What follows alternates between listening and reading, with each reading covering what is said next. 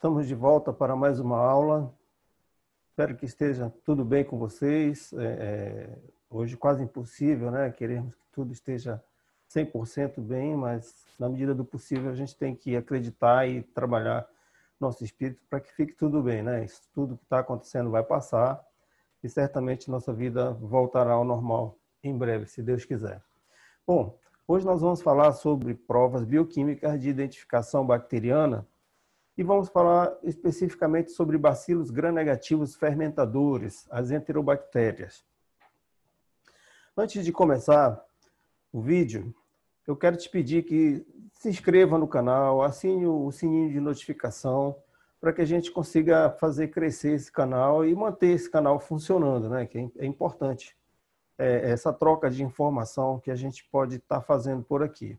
Já existem vários vídeos, né, de micologia, alguns de bacteriologia, e aqui vai mais um de bacteriologia, em que a gente vai falar dessas provas de identificação bacteriana, né, provas bioquímicas manuais, tá certo? É sobre isso que a gente vai falar hoje aqui. Vamos entender como que ocorre a utilização desses substratos pelas bactérias, né, para promover a mudança de cor nos meios de cultura, para que a gente possa saber se uma prova é positiva ou negativa e depois juntar todas essas provas e chegar a um resultado de gênero ou espécie bacteriana de forma fenotípica, ok? Meu nome é Gladson Carvalho, sou professor de microbiologia, citologia e micologia e também trabalho há vários anos aí nessas áreas, no dia a dia do laboratório, certo? Aqui meu e-mail para contato, canal do YouTube, Facebook, enfim, você me acha em vários lugares, caso queira trocar ideia, tirar dúvida ou até sugerir algo, que você também pode escrever nos canais que a gente com certeza vai procurar atender ao seu pedido. Vamos lá então? Ó, primeira prova de identificação bacteriana, indiscutivelmente, é o Gram. Então a gente já sabe que vai trabalhar hoje só com bacilos gram-negativos, então eu não vou ficar me aprofundando no teste, né, na coloração de Gram para você, porque já existe uma aula no canal muito boa sobre coloração de Gram que você pode estar consultando. Mas, enfim, se usa a violeta, né, o Lugol como mordente, ele é o fixador nessa coloração. A junção dos dois vai formar um composto chamado iodo para-rosa-lilina, que vai ficar retido sobre a membrana citoplasmática de bactérias gram-positivas, e fica retido lá porque essas bactérias elas têm uma camada muito espessa de peptidoglicano. Ao contrário dos bacilos gram-negativos, que também tem peptidoglicano, mas uma camada muito estreita. Então, no momento da diferenciação nessa coloração, quando você utiliza o álcool acetona a 50%, ele consegue retirar o iodo para-rosanilina, formado a partir da junção de violeta e Lugol, da membrana dessa bactéria, por possuir uma camada de peptidoglicano muito estreita. Então, esse composto acaba indo embora, a bactéria fica descolorida, né, e acaba absorvendo o corante de fundo, ou contracorante, como alguns falam, que é a fucsina de Gram. Okay? Então, nós vamos observar, após essa coloração, quando se trata de bacilos gram-negativos, essas estruturas, tá? Em forma de bastonetes coradas de rosa. São, então, os bacilos gram-negativos que a gente vai tratar na aula de hoje. Após o semeio da amostra em placas de cultura, e eu sempre digo nas minhas aulas que eu gosto de trabalhar com meios seletivos e diferenciais. Então, quando ocorre o crescimento de colônias nessas placas, né, a partir do semeio, nós realizamos o teste de oxidase, que é para separar em dois grupos, né, os bacilos gram-negativos, se eles são fermentadores ou se eles são não fermentadores de carboidrato. Então, realiza-se o teste de oxidase, né, que está colocado aqui para você. O que acontece durante esse teste para eu saber se essa bactéria é uma bactéria de oxidase positiva ou negativa? É o que a gente vai ver agora. Esse componente aqui, a 1%, que é o cloridrato de fenilenodiamina, ele, na verdade, é um aceptor de elétrons, né, que vai se ligar à citocromo oxidase da bactéria, promovendo essa coloração roxa que a gente observa aqui onde está rodando a setinha. Então, após a submissão da colônia da bactéria, tá, você faz um esfregaço com a colônia num papel filtro, estéreo, é claro, e sempre utilizar pau de picolé, né? Um pedaço de madeira. Não utilize alça de metal, porque ela vai fazer com que a reação seja positiva. Então, você vai ter uma interpretação errônea dessa prova para essa bactéria, né? Então, utilizar sempre ou uma alça descartável de plástico ou então um pedaço de pau de picolé, isso vai te ajudar. E em seguida, você pinga uma gotinha desse reagente aqui, né? A 1%, como está escrito aqui, sobre esse esfregaço realizado no papel filtro, né? E aí, então, você terá essa cor azul escura que aparece aqui, ó, onde está rodando a setinha. Isso caracteriza teste positivo. Quem dá teste de oxidase positivo são bactérias gram-negativas não fermentadoras de carboidrato, tá certo? A gente pode, numa outra aula, tratar das outras provas de identificação para essa bactéria. Hoje nós vamos falar de identificação de bacilos gram-negativos fermentadores, ok? Então, olha só. Após saber que se trata de um bacilo gram-negativo oxidase negativa, a gente utiliza um tubo de isolamento, que pode ser o QIA, pode ser o TSI, onde a gente vai observar o consumo de açúcar, tá? O consumo de carboidrato por essa bactéria. Então, é bem comum nos laboratórios utilizar aqui, ó, o TSI, que são 3 açúcares e ferro, né? Então, aqui nós temos lactose, sacarose e glicose. E temos também o citrato férrico amoniacal. Além de outros substratos, como o tiosulfato de sódio, que também será utilizado por essa bactéria para expressar a característica do H2S. Aqui a composição, né? Isso aqui já vem no frasco de cultura, nós não precisamos ter isso aí guardado na cabeça, a não ser que seja para efeito de prova. O concurso gosta de fazer umas pegadinhas para a gente. Então, se for o caso, é bom gravar isso aí também. Então, olha só. Sobe aqui essa imagem e nós temos aqui 4 tubos, tá certo? Esse aqui é o TSI. Então, essa parte rosa aqui em cima significa que não houve consumo do carboidrato. Aqui para baixo nós temos o meio amarelado, significa que houve o consumo de açúcar e com produção de ácidos mistos. Aqui a bactéria utiliza a via de fermentação ácida mista, né? Então, esse ácido produzido aí, esses ácidos que são vários, eles vão reagir com o indicador de pH, mudando a cor do meio para amarelo. Então, a leitura é feita assim: alcalino, ácido, né? Alcalino aqui em cima, ácido embaixo. E o segundo tubo, ele é todo amarelo, então ele é ácido-ácido. Houve consumo de lactose, sacarose e glicose, né? Os 3 açúcares foram consumidos. Aqui no terceiro tubo, a gente observa que o ápice do tubo está amarelinho, então ocorreu aqui um consumo de sacarose. E aqui para baixo, ele tem uma cor escura amarelada. Significa que também ocorreu o consumo de glicose e também ocorreu a produção do H2S. Por que produziu essa cor negra? Isso é o H2S? Não.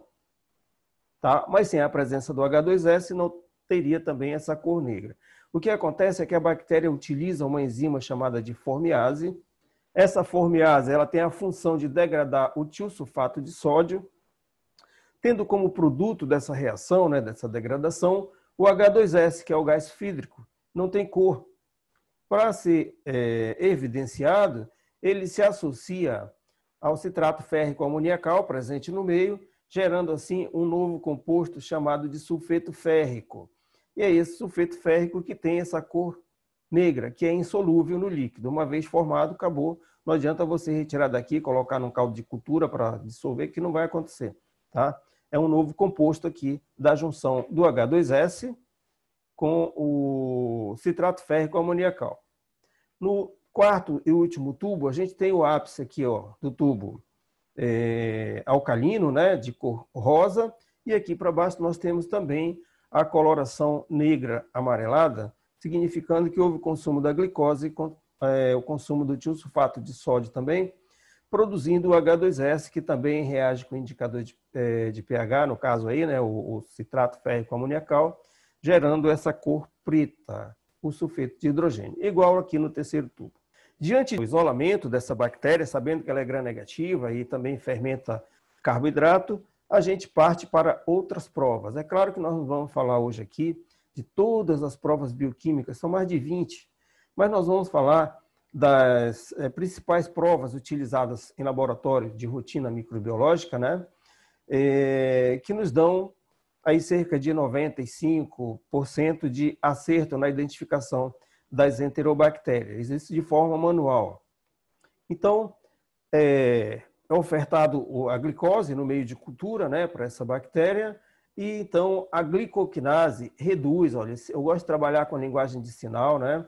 Então esse sinal aqui de divisão, esse sinal de divisão, ele significa que a glicoquinase ela vai degradar, ela vai quebrar, dividir, né, essa molécula de glicose, gerando então glicose 6-fosfato.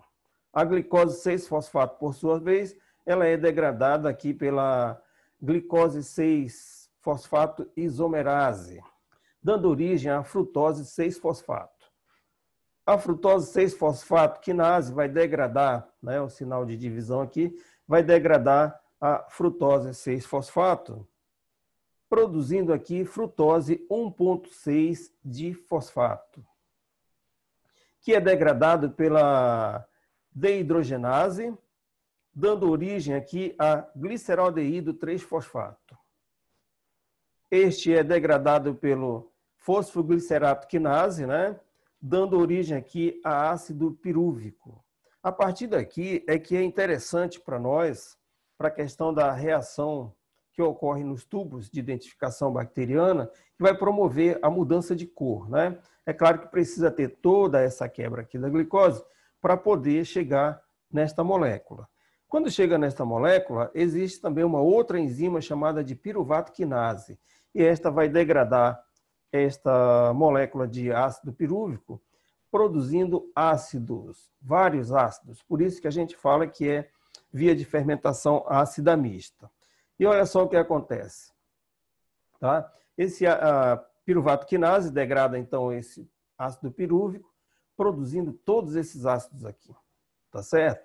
Na identificação bacteriana, nós vamos precisar desse aqui, ó, ácido fórmico, tá? A partir da quebra dele é que as bactérias vão produzir gás. Então, a bactéria que chega aqui na produção de ácidos mistos, se existir entre esses ácidos o ácido fórmico e a bactéria for produtora de formiase, certamente ela degradará essa molécula de ácido fórmico produzindo gás.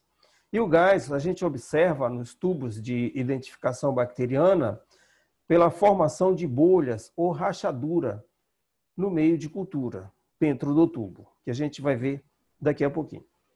Então aqui, ó, a formiase, né, que vai reduzir essa molécula de ácido fórmico, produzindo gás. Nesse tubo que sobe aqui no nosso canto direito, a gente observa que ele está ácido-ácido.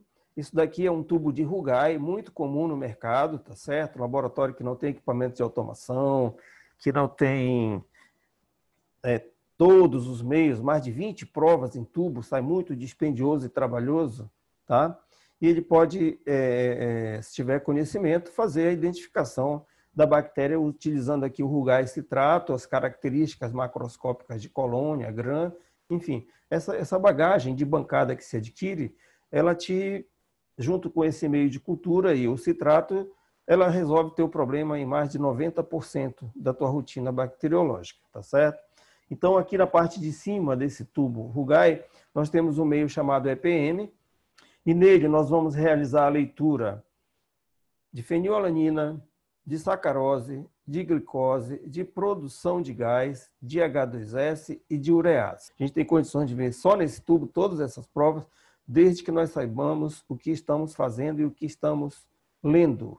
É preciso entender as reações para poder ter esse discernimento. Muitos falam por aí, né, que o Rugai é muito complexo, não dá para trabalhar com ele, não diferencia nada, diferencia assim, depende do fornecedor que você está trabalhando. Alguns laboratórios até produzem o seu. Quando eu iniciei a vida de microbiologista há 30 anos atrás, nós produzíamos no laboratório. Claro que isso é demais trabalhoso, sai dispendioso. E hoje nós temos fornecedores aí no mercado, eu não vou usar nome porque, enfim, não tenho autorização para isso, mas nós temos bons materiais e materiais que não são bons. Então, vai do bacteriologista ter o conhecimento para poder escolher qual que ele vai comprar.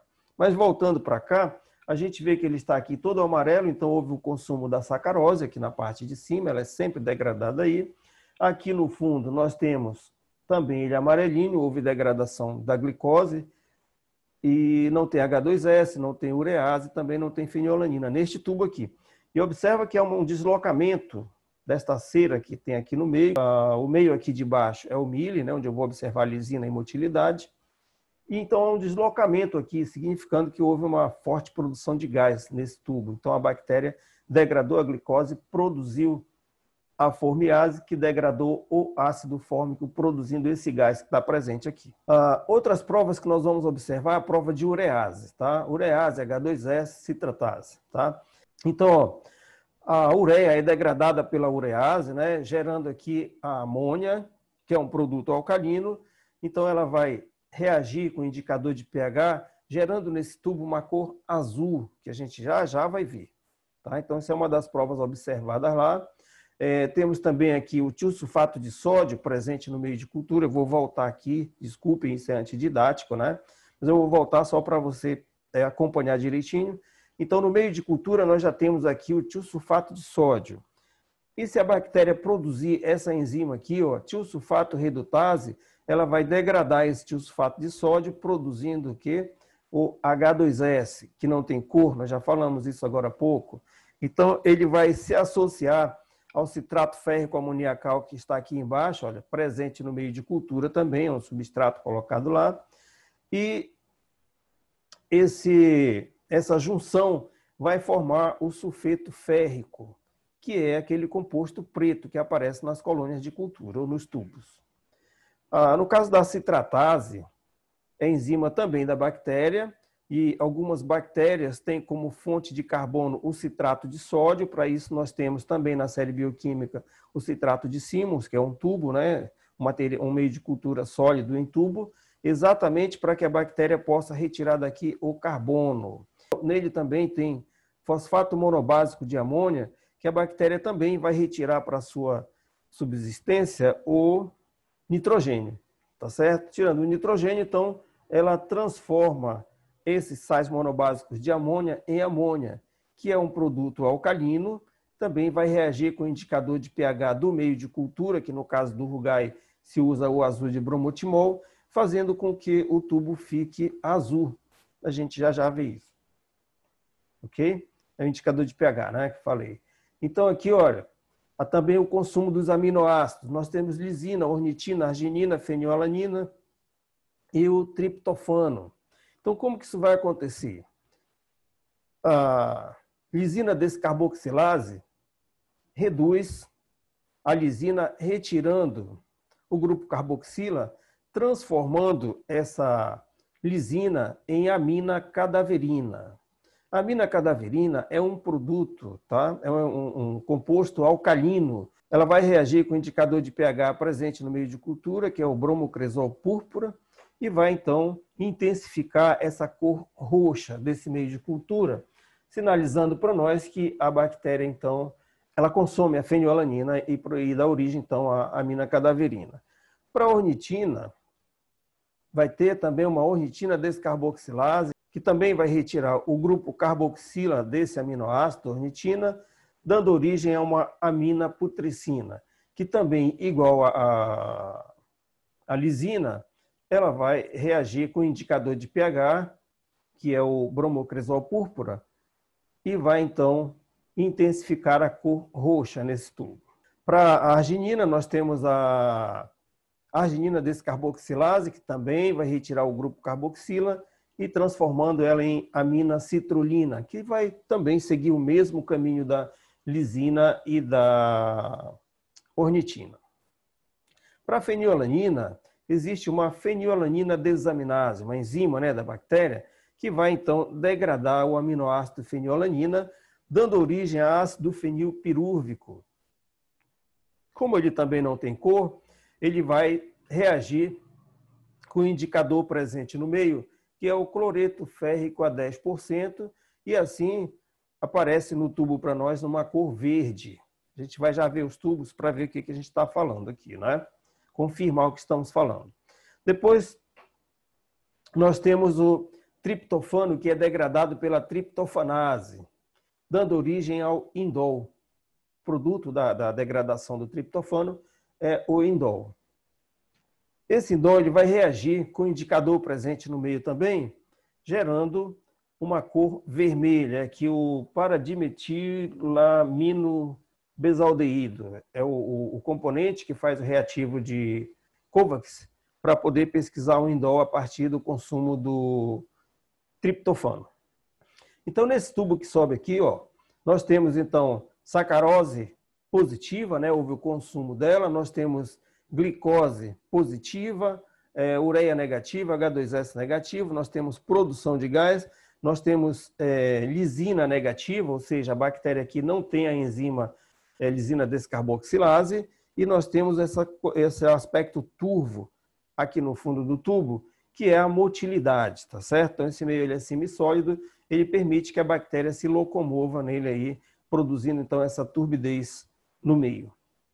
Nesse outro aqui, olha, consumo de glicose, lisina negativa, produção de gás, sacarose negativa. E aqui em cima, na tampa, ó, nós temos uma coloraçãozinha rosa, significando o quê? Que essa bactéria consome o triptofano, produz indol, e este reagiu com o indicador de pH, formando essa cor rosa.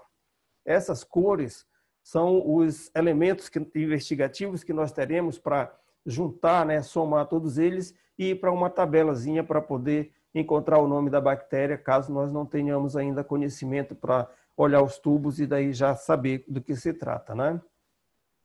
Esse outro tubo aqui também é um EPM. Olha, observa que ele está azul.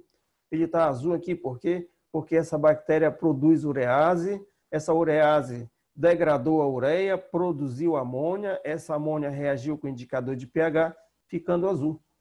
Tá certo? E aqui onde deveria estar azul, caso fosse sacarose negativa, ou amarelo, caso fosse sacarose positiva, nós temos uma coloração verde, significando o quê? Que a bactéria produz a enzima fenilalanina desaminase e conseguiu, então, degradar esse aminoácido, produzindo ácido fenilpirúvico, que reagiu com o cloreto férrico a 10%, gerando essa cor verde, né? Então, fenilalanina positiva, isso é muito comum e, aliás, eu vejo isso sempre em proteus e morganelas. A providência também, o gênero providência também da fenilalanina positiva, tá? Outro tubo semelhante, porém agora com H2S, né? Então, o que significa isso? Que a bactéria presente aqui, ela consome o tiosulfato de sódio através da enzima tiosulfato redutase, né? Que vai degradar então esse substrato, produzindo H2S, que reagiu aqui com o citrato férrico amoniacal, gerando então o sulfeto férrico, que é esse elemento escuro que aparece aqui. De novo, a bactéria consome fenilalanina. Então, aqui a gente tem uma ideia de que este tubo aqui certamente será identificação de uma morganela e aqui de um proteus, tá? Falta ver, então, outras provas. Neste outro tubo, a gente observa que está azul aqui em cima, então não houve consumo da fenilalanina, porém ele apresenta H2S e consumo de glicose, né? Mesmo o princípio do que a gente observou agora há pouco aqui. Aqui, ó, um tubo de lisina descarboxilase. Observa que ele está bem roxo, né? E ele tem essa cor vermelha aqui em cima. Por quê? Porque nele também tem triptofano, tá? É um dos componentes do rugai. Então, a parte de cima é EPM e a de baixo é o mili, onde eu vou observar a motilidade, a lisina e também posso observar o indol. Outro tubinho aqui, ó, mostrando a lisina negativa, tá? E ele fica amarelinho, por quê? Porque tem açúcar também para a sobrevivência da bactéria. Se tem açúcar, ela vai consumir esse açúcar, vai produzir ácido, o ácido vai reagir com o indicador de pH, formando essa cor amarela. Como ela não consumiu a lisina, então não formou aqui a amina cadaverina, né? Ou se fosse a amina citrulina ou amina putricina, no caso dos outros aminoácidos, todos ficariam roxos, nenhum deles foi consumido, portanto, só o carboidrato, e o carboidrato consumido produz aqui ácidos. Esses ácidos reagem com esse indicador de pH, formando essa cor amarela, tá certo? Então, lisina negativa. Aqui nós observamos um outro tubo com lisina negativa, mas agora com indol positivo, porque aqui tem o triptofano igual aqui, ó. Só que aqui a lisina é positiva e nesses dois a lisina é negativa. O tubo de citrato, onde eu falei para vocês agora há pouco, que a citratase reduz o citrato de sódio, né, para a retirada do carbono e também retira o nitrogênio dos sais monobásicos de amônia, deixando então a amônia, né, como produto disso, ela reage com o indicador de pH e forma essa cor azul bonita que a gente vê aqui nesse tubo. Essas provas elas vão nos ajudar a concluir que bactéria nós estamos trabalhando. E por último, nesse slide, olha, um tubo de citrato negativo, ou seja, a bactéria não consumiu, ela não produz a citratase, então ela não consumiu o citrato para retirada do carbono e nem dos nitrito, né, do fosfato monobásico de amônia. E agora a gente vê aqui placa, série bioquímica e nome da bactéria. Olha só, isso é uma placa de Clade e a gente observa que nesses dois quadrantes aqui de baixo, ela é dividida para 3 amostras, né? Isso vende aí no mercado. E os dois quadrantes de baixo, eles permanecem na cor original do meio, que é assim esverdeado. Mas aqui a parte de cima, ela ficou amarelada. Por que isso acontece? Porque o Clade é um meio diferencial, ele é polivalente, nele cresce tanto bactérias gram-negativas quanto gram-positivas e leveduras, mas ele também tem lactose. Então, se a bactéria possui os genes estruturais Operon-Lac, né, ela é capaz, então, de degradar essa lactose, produzindo ácidos também. Lactose é açúcar. Então, ocorre essa formação de cor amarela. Repicado para o rugai, né, eu tenho aqui o EPM, de novo para ti, o mili, e o citrato é separado aqui, né, uma outra prova.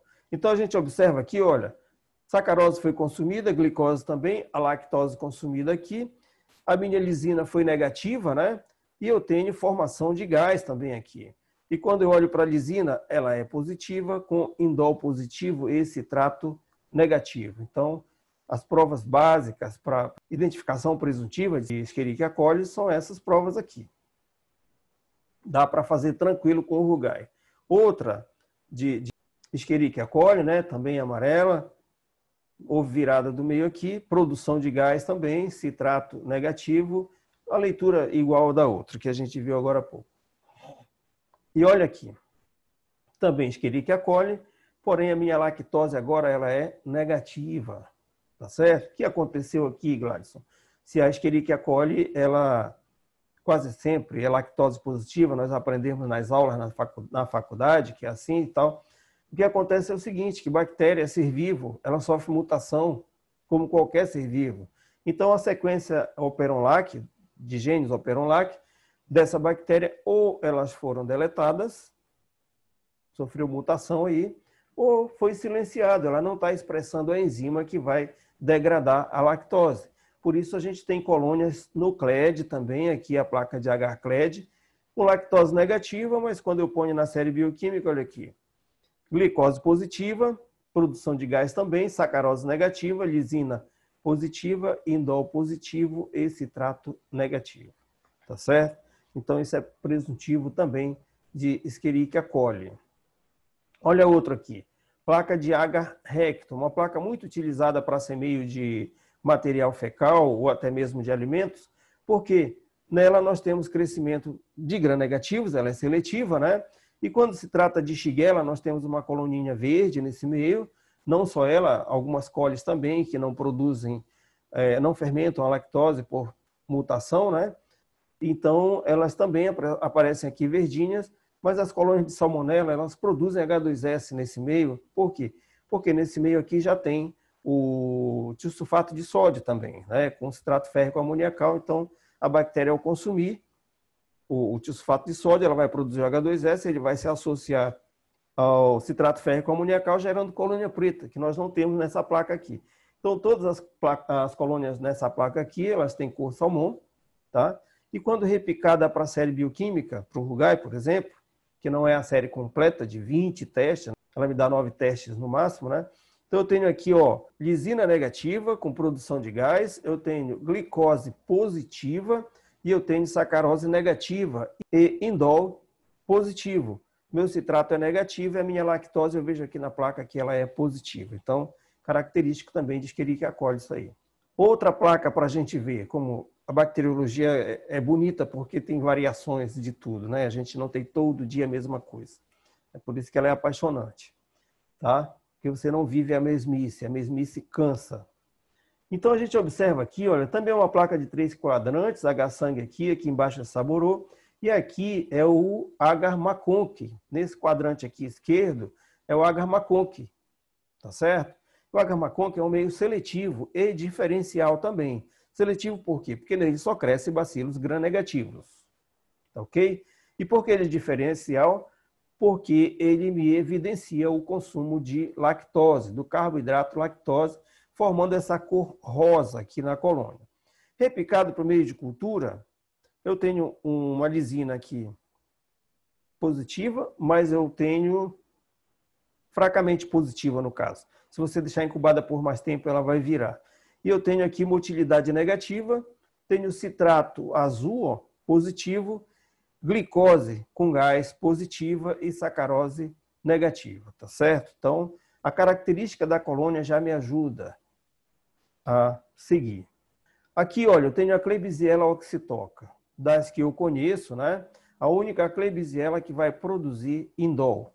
Então, vejamos aqui, olha, a colônia tem aspecto mucoide também, tá em agar cled, mas olha só, ela não produz lactose, ela não fermenta esse açúcar, tá certo? Então, o que vai acontecer? Vou transferir para este tubo de identificação, né? Ó, crescimento aqui só onde entrou a agulha. Eu tenho o indol positivo, eu tenho o citrato positivo, tenho a glicose com gás positivo e a sacarose negativa, associado a essa colônia mucoide, tá?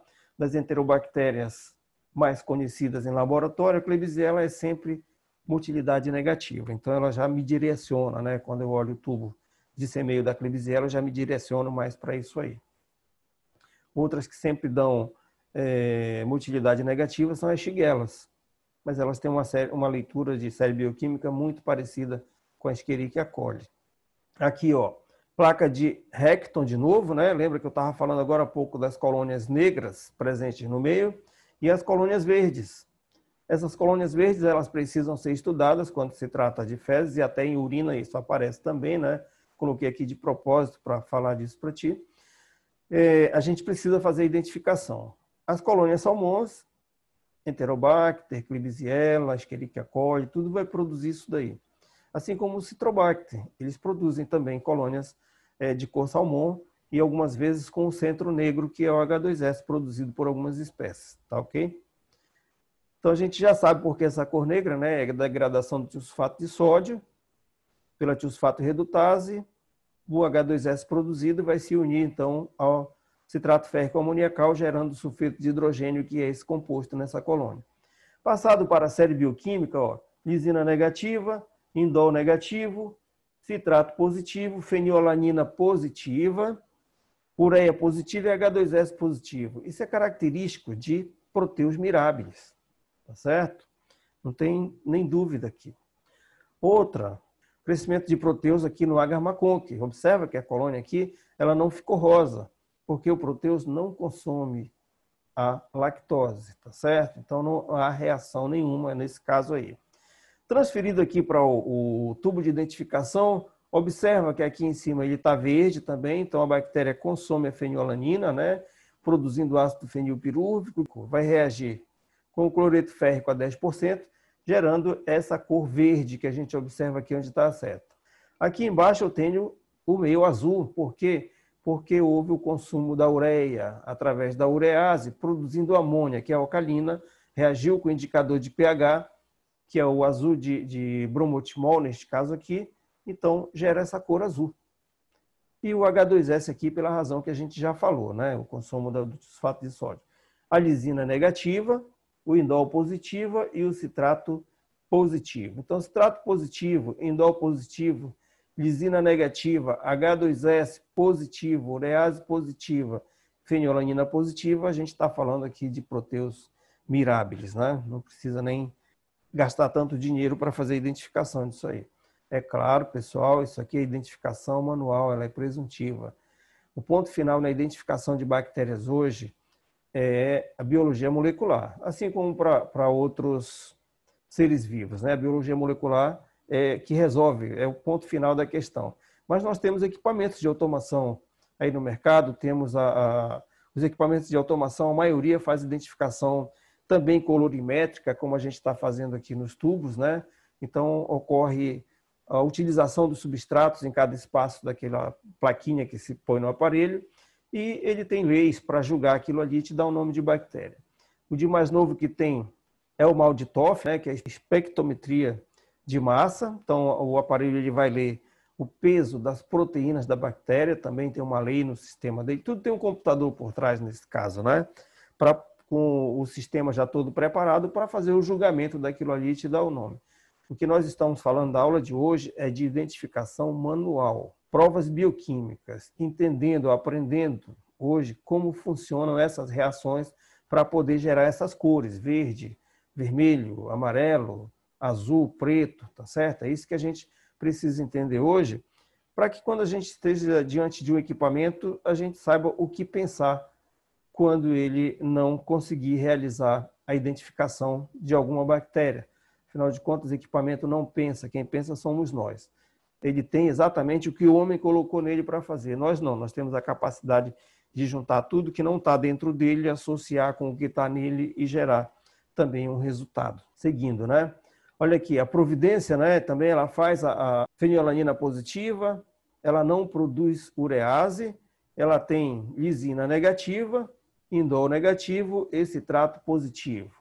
Olha o crescimento aqui no H-Maconc, lactose negativa também. Então, são essas provas que a gente vai observar na providência, que no passado pertenceu ao grupo Proteus, assim como as morganelas. Tá? Hoje, cada uma tem seu gênero separado, mas elas compartilham essa característica de produzir a fenilalanina, os 3 gêneros. Morganela, né, que eu acabei de falar para ti, então olha só o que acontece. Também não vai fermentar a lactose, nem no CLED, nem no Maconc, nem no recto, nem em qualquer meio, porque ela não fermenta a lactose, independente do meio que tiver. O tubo de EPM aqui, que forma o rugaz junto com o milho, nós observamos aqui na superfície que ele está verde, ele tem aqui o fundo azul, então urease positiva, H2S negativo, não está preto aqui, e ele produz a fenilalanina, da forma que a gente já falou para outras bactérias, utilizando a fenilalanina desaminase para degradar a fenilalanina, produzir ácido fenilpirúvico, este vai reagir com o cloreto férrico a 10%, fazendo essa cor verde. Aqui a gente já sabe também por que é negativa, né? Não houve consumo da lisina, indol negativo, também não consumiu triptofano, e aqui no citrato a bactéria usou como fonte de carbono o citrato de sódio e o nitrogênio, né? A partir dos sais monobásicos de amônia, produzindo a amônia, gerando então aqui essa cor azul quando reagiu com o indicador de pH. Outra bactéria que nos prega algumas peças, ó, lactose negativa, poderia ser positiva, Citrobacter kozeri, que no passado se chamou Citrobacter diversus. Eu ainda uso muito esse termo Citrobacter diversus, né? Mas os equipamentos de automação, eles colocam ele como Citrobacter kozeri. Foi uma nova espécie, né? Então, olha só, lactose negativa, né? O CLED aqui sem nenhuma mudança de cor. Aqui no EPM eu tenho o consumo da glicose, então a produção do ácidos e a mudança do meio de cultura, tenho produção de bolhas de gás, e a minha sacarose ela é negativa. Quando eu olho aqui para a lisina, lisina negativa, indol positivo, esse citrato positivo. Ele é diferente do Citrobacter freudii, que a gente vai ver daqui a pouquinho, mas que é muito parecido com essa outra bactéria aqui, que chama Edwardsella tarda, que ela não vai consumir aqui a lactose, ela vai fermentar a glicose, vai produzir H2S, ela vai dar a lisina positiva com indol positivo e citrato positivo. Então, é mais uma enterobactéria. Agora, olha, que diferença tem essa bactéria para o Citrobacter kozeri e o Citrobacter freudii? É que ambos possuem lisina negativa, enquanto a Edwardsella é positiva. E o Citrobacter freudii se diferencia lá do Citrobacter kozeri, porque o Citrobacter kozeri produz indol a partir do consumo do triptofano, né? A triptofanase degrada o triptofano, gerando indol que reage com o indicador de pH e ficaria aqui em cima, ó, vermelhinho. Não está, né? Então, indol negativo, citrato positivo, né? Glicose positiva e H2S também positivo. Agora, observa só aqui. Isso é uma placa de Hector, onde tem o tissulfato de sódio, e olha só o que acontece com as colônias de Citrobacter freudii. Você vê que ela tem aqui a orla, né? A borda, vamos dizer assim, amarelinha. Ou seja, ela consome a lactose. Mas o centro dela é um verde escuro. E quando as colônias crescem muito juntas, como estão aqui nesse quadrante, ela fica preta mesmo, né? O centro preto com a margenzinha amarela. Isso é característico, pessoal, nessas colônias de Citrobacter, tá? Mas isso só não garante a identificação. Isso são detalhes que você associa para a sua vida de bacteriologista e que depois vai associar a estas provas aqui. Poderia pensar aqui numa salmonela? Alguns até pensam, mas não tem nada a ver com a salmonela, olha a minha lisina aqui. Só que quando eu olhasse para cá, eu ia ver que a lactose está positiva. A salmonela não produz, não dá lactose positiva, tá certo? Ela dá glicose positiva. Aqui, ó, de novo, Citrobacter freudii, agora com lactose positiva, né? Tá amarelado, citrato negativo, lisina negativa, indol negativo, sacarose negativa, glicose com H2S, tá certo? Então, essas bactérias que fermentam lactose, uma hora elas podem fermentar e outras não. Por quê? Porque elas podem sofrer mutação. E você tem que estar atento a isso para não se perder. Eu semeei também, para a gente observar, que os gram-negativos não fermentadores, eles não fazem utilização do Rugai, das provas do Rugai, né? Ele cresce aqui no ápice do tubo, na parte inclinada, mas ele não fermenta aqui nenhuma das provas, sabe por quê?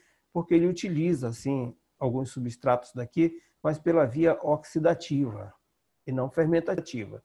Ele utiliza como fonte de carbono o citrato de sódio, né? E também utiliza o nitrogênio do sais monobásico de amônia, deixando a amônia, né? E assim reage com o indicador de pH, também fica assim azul. Aí eu fiz outra coisa aqui, que é prega peça em bacteriologista inexperiente, quando utiliza, por exemplo, a placa de agar-cled para semear a urina, que é o que eu mais gosto de usar para a urina, por ela ser polivalente, né, e sai mais barato, é um meio muito bom. E ainda impede a formação do véu do proteus, aquela, parece a maré quebrada na praia, como a gente chama, né, a maresia, vai e quebra na praia. A colônia do proteus tem essa característica. Então, quando ela se estende na placa, ela sai cobrindo, contaminando todas as outras colônias presentes ali e você fica sem colônia isolada para trabalhar. Então, eu gosto muito do CLED porque se o paciente tiver uma infecção urinária por cândida, vai crescer nesse material. Se for por enterococcus, vai crescer. Se for por estafilococcus, também vai crescer.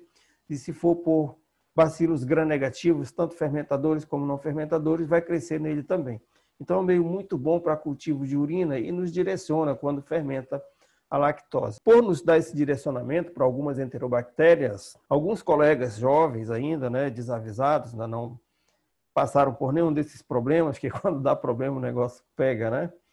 Eles acabam por pegar essas coloninhas amarelinhas, né, que surgem no meio, e introduzir aqui no Rugai. O que vai acontecer? Vira uma prova doida, você não consegue fazer a caracterização desse tubo aqui para dizer que tipo de bactéria é. Por quê? Porque ele fermenta tudo que está aqui também. Então, o ideal é nós realizarmos primeiro a técnica de gram, né, a coloração de gram com esfregaço aqui, para a partir daí seguir para a identificação, né? Então, a identificação de cocos gram positivos, ela segue outro caminho. É possível que uma hora dessa eu poste uma aula aqui para nós sobre identificação de estafilococos, de enterococos e dos streptococos. Passando aqui, de posse dessas provas que a gente falou aqui, não é difícil entender como utilizá-las para fazer a identificação, né? Primeiro você semeia, vê a reação, anota tudo, e aí você vem para uma tabela como essa aqui. Existem outras bem maiores, com mais provas, né? Eu copiei essa daqui do Kahneman, está aqui embaixo, né? Da versão 2008, mas todas as versões dele têm essa tabela, para você ver como a coisa funciona. Você vai por exclusão. E como eu já te falei, algumas provas às vezes fermenta tardiamente, há 48 horas, por isso não despreze sua cultura em 24 horas. E outras vezes a bactéria sofreu mutação. Se ela sofreu mutação, é claro que ela não vai fazer utilização daquele substrato. E em alguns casos também, essa prova ela é variável, tá certo? Para aquela determinada bactéria. Veja só aqui. Aqui a gente fala da Escherichia, né? Então, o meio é o quia, ela é ácido-ácido, ou seja, ela vai fermentar o meio tanto em cima quanto embaixo, né? Ela fermenta o carboidrato dali. Ela produz gás a partir da fermentação desse carboidrato. Veja que está em linha aqui. Depois, o H2S, ela não consome o tiosulfato de sódio, portanto, ela não vai produzir o H2S. E ela utiliza o vermelho de metila para a produção de ácido também, fazendo com que a cor dele fique vermelha, né? Positivo, então, para a cole. O vermelho, o Voges Proscal, ele não utiliza, fica negativo. O indol dela é positivo, citrato negativo. Fenilalanina negativa. Eu vou ficar olhando para a tabela para não ficar indo e voltando, você acompanha a seta. Tá certo? Então, citrato negativo, fenilalanina também negativa, urease negativa, motilidade é aquela parte lá do fundo do tubo, turva, né? Positiva, lisina positiva, arginina pode ser negativa ou positiva e ornitina também. Então, ela tem essas duas provas aqui variáveis. Aí eu vou sair desse quadrante aqui e venho aqui para Edwardziella. Ela é alcalino ácido, ou seja, a parte de cima do tubo fica alcalino, né? Fica vermelhinho e embaixo vai ficar amarelado porque é ácido. Ela é gás positivo, porque ela consome glicose, né? Então vai acabar gerando ácido fórmico, a formiase degrada produzindo o gás. H2S positivo também, pelo consumo de tiosulfato de sódio, né, através da tiosulfato redutase. E vermelho de metila positivo, ela tem uma leitura meio parecida com a Escherichia coli, né? O indol dela é positivo também, citrato negativo, fenilalanina negativo, urease negativo, motilidade positiva, lisina positiva, arginina negativa e ornitina positiva. Ora, o que ela tem de diferente da Escherichia coli, que mais chama a atenção? A presença do H2S, que a Escherichia coli não tem. Então, quando a gente observa um tubo desse, a gente se atém a uma prova-chave mais comum naquele gênero, para a gente poder seguir falando. Eu vou passar tudo isso aqui de salmonela e venho aqui para a Klebsiella, que eu quero te mostrar outra coisa. Então, olha, tanto a Klebsiella oxytoca quanto a Klebsiella pneumoniae, elas aparecem no tubo do quia, né, no meio de cultura do quia, como ácido-ácido. Ela vai fermentar todos os ácidos presentes ali. Aí nós vamos aqui para o gás, fermentou ácido mistos, né? Ácidos mistos. Então, ela vai produzir gás também, né, a partir da quebra da molécula de ácido fórmico. Elas não produzem H2S, elas não utilizam vermelho de metila, elas vão utilizar o Voges Proscal, por quê? Elas fazem a utilização de glicose sim, mas elas produzem uma concentração muito baixa de ácido, não sendo suficiente para fazer a virada do vermelho de metila, e o Voges Proscal então vem e conserta essa situação, dando positivo nesse caso. Seguindo aqui, olha, o indol da Klebsiella oxytoca é positivo e da Klebsiella pneumoniae é negativo. Essa é a prova que diferencia essas duas espécies dentro do gênero, tá certo? Porque se a gente for olhar o que elas têm em comum, eu vou te mostrar aqui para não ficar falando de tudo, o resto tudo é igual, pode observar, até a motilidade. Então, dentro da família Enterobacteriaceae, as bactérias que serão 100% motilidade negativa são as Shigella e as Klebsiellas, tá certo? Então, Shigella não tem colônia mucoide, Klebsiella tem. Você viu colônia mucoide, não é Shigella, vai investigar outra coisa. Viu que é motilidade negativa? Possivelmente é Klebsiella. Aí vai e realiza as outras provas. Eu vou descer aqui no Proteus para ti, para não ficar perdendo tempo aqui em cima também. Tem aqui, ó, Proteus vulgaris, Proteus mirabilis. Observa aqui, eles são alcalino-ácidos, portanto, a parte de cima do tubo ficaria rosinha, né, com o fundo amarelo pela produção do ácido. O Proteus vulgaris pode ou não produzir gás, já o Proteus mirabilis produz sempre. A H2S é normal para os dois, vermelho de metila também. O mirabilis pode dar o Voges Proscal positivo ou não, o outro é 100% negativo. O indol é positivo para o Proteus vulgaris e negativo para o Proteus mirabilis, tá certo? Eles têm em comum também o consumo de ureia, que é comum para essas duas espécies. Aí vem a morganela aqui também, muito parecida, olha, alcalino ácido, produção de gás, mas ela não tem H2S, então eu já pararia por aqui, caso eu tivesse essa bactéria com a fenilalanina positiva. Observa que tanto os proteus quanto a morganela são fenilalanina positiva. E aí vem os componentes primos, parentes, tá? Parecidos. Também são fenilalanina positiva, as providências, né? Mas se você olhar aqui para a urease, por exemplo, a providência alcalifácea dela é negativa, enquanto que as outras podem ser positivas. Então, a prova que diferencia elas, na verdade, é a ausência do H2S, dos proteus, não é isso? Então, é dessa forma que a gente faz a identificação manual de bactérias, tá certo? Mas para chegar nessa tabela aqui e saber o que está fazendo, é importante que você tenha esse conhecimento prévio que eu te dei hoje sobre a fermentação, sobre a utilização dos substratos presentes nos meios de cultura de identificação. Gente, muito obrigado, era isso que nós tínhamos para conversar hoje. Eu te agradeço e te peço novamente, te inscreve no canal e ativa o sininho de notificação para que a gente possa, então, estar compartilhando mais informações para vocês. Obrigado, um abraço a todos.